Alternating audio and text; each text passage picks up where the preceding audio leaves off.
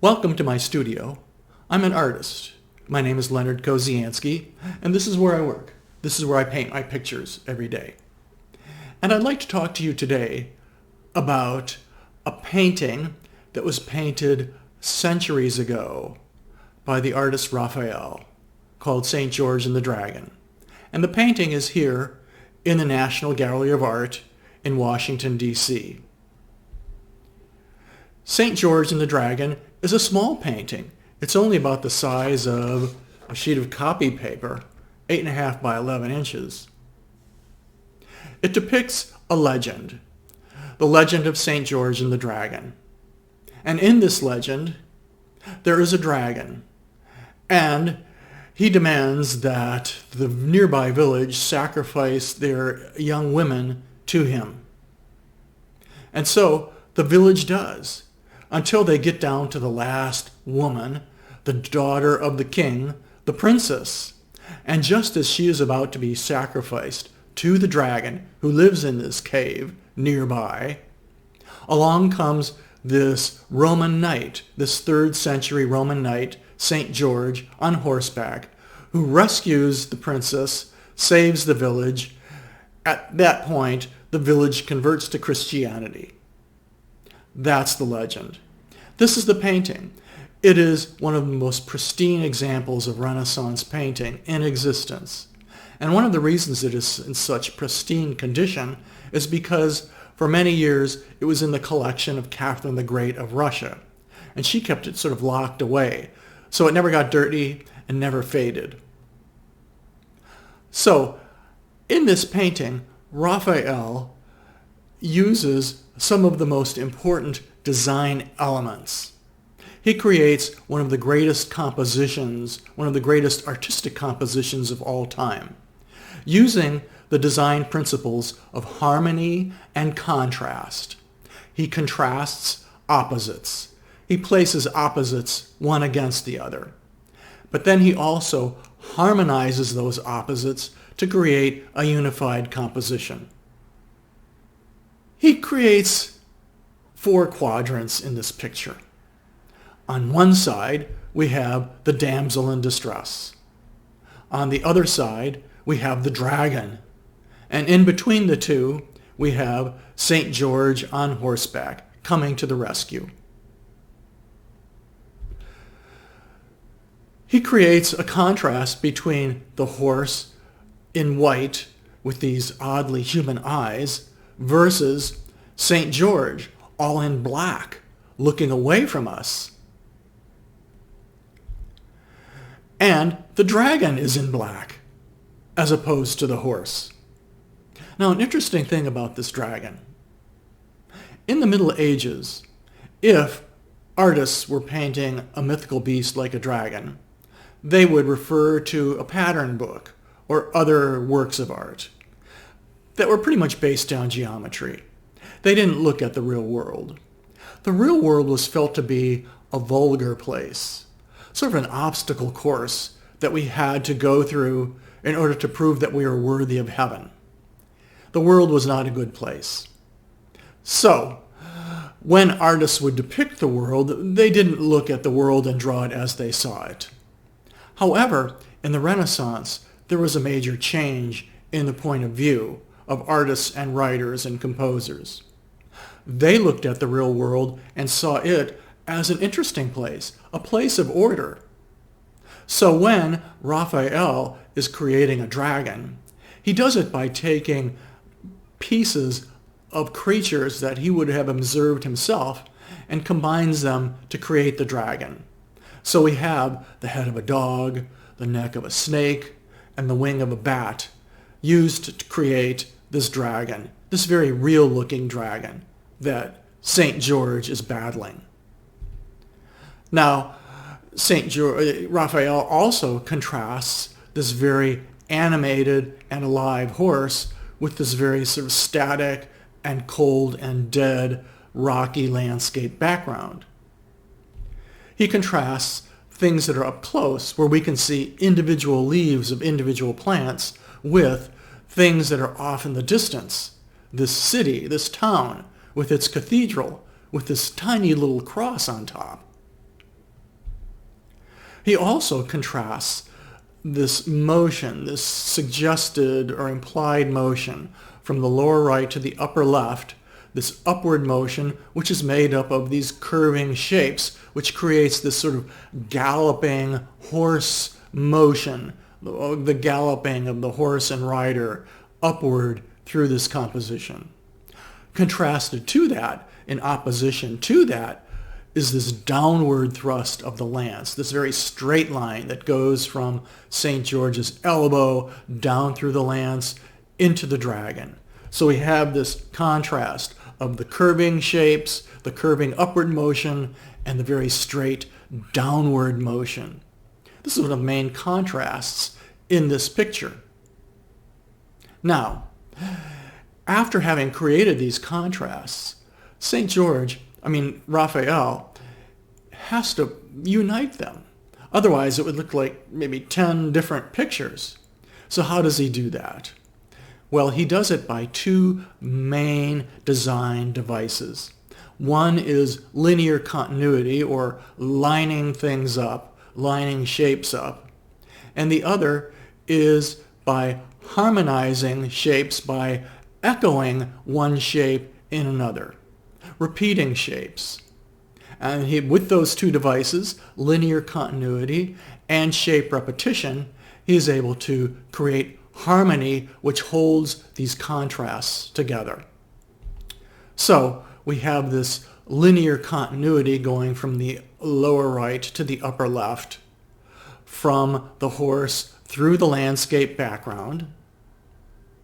We also have this linear continuity created by the St. George and the lance and the dragon, and even the line between light and shadow in the rock behind the dragon. These two major, we would say, thrusts, these compositional linear continuities, create almost like an X-like structure which holds this painting together, which structures this painting made up of all these contrasting elements. He also creates some linear continuity between the horse and the dragon by having the line of the horse's leg flow into the neck shape of the dragon, uniting horse and dragon, harmonizing horse and dragon. He's able to harmonize St. George and the dragon by repeating the shapes of the circle in St. George's armor, by the curl in the tail of the dragon, harmonizing those two contrasting elements. He is also able to harmonize St. George with the landscape background by repeating the shape of the cape of St. George in the shape of the rocky landscape background, creating more harmony between these contrasting elements. He's also able to harmonize the horse with the landscape background by repeating the shape of the horse's hindquarters in the shape of the rocks in the background.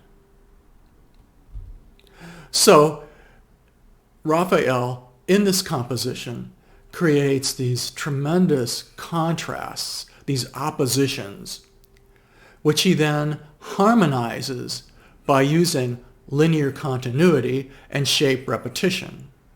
Contrast and harmony, the two dynamic forces that create this masterpiece. There's one other element that is very, very important.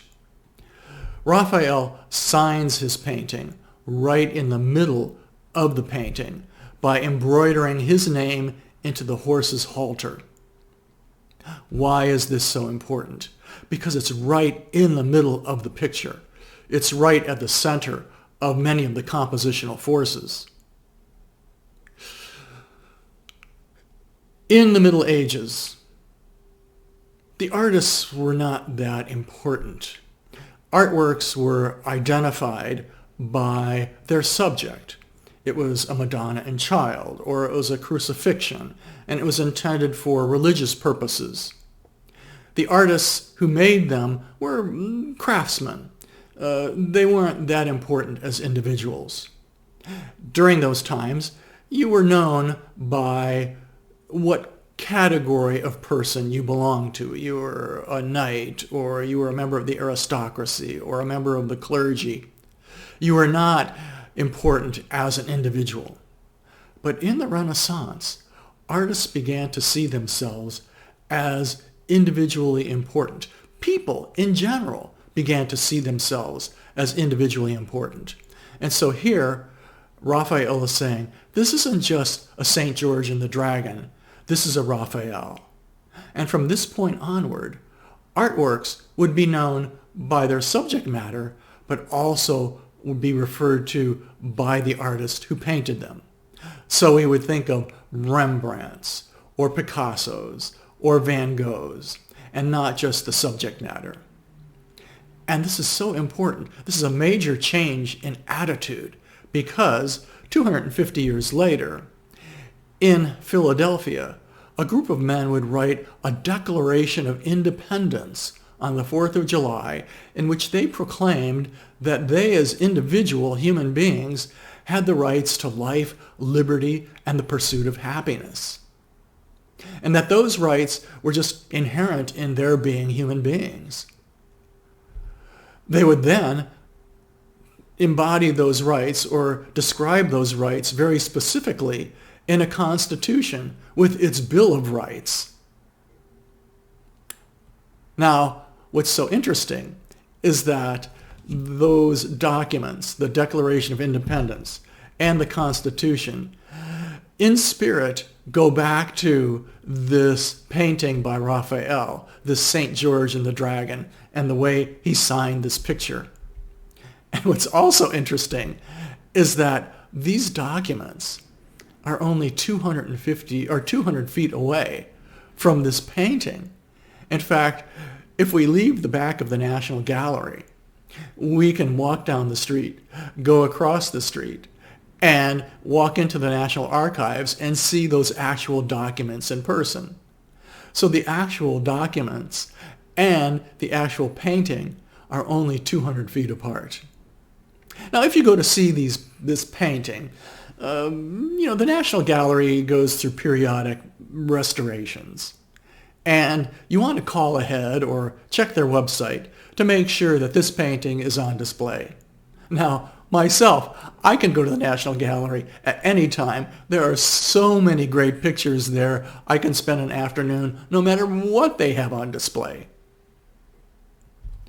But here it is, the masterpiece, St. George and the Dragon, with its harmony and contrast. And if you look at this painting, you can find many other elements, many other examples of contrast and harmony.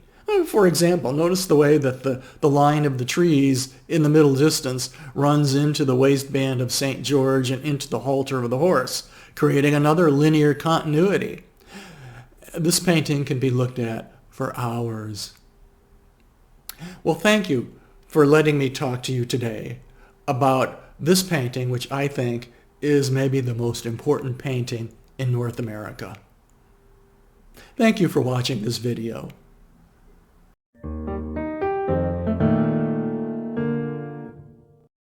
If you liked this video, be sure to subscribe, like, and share.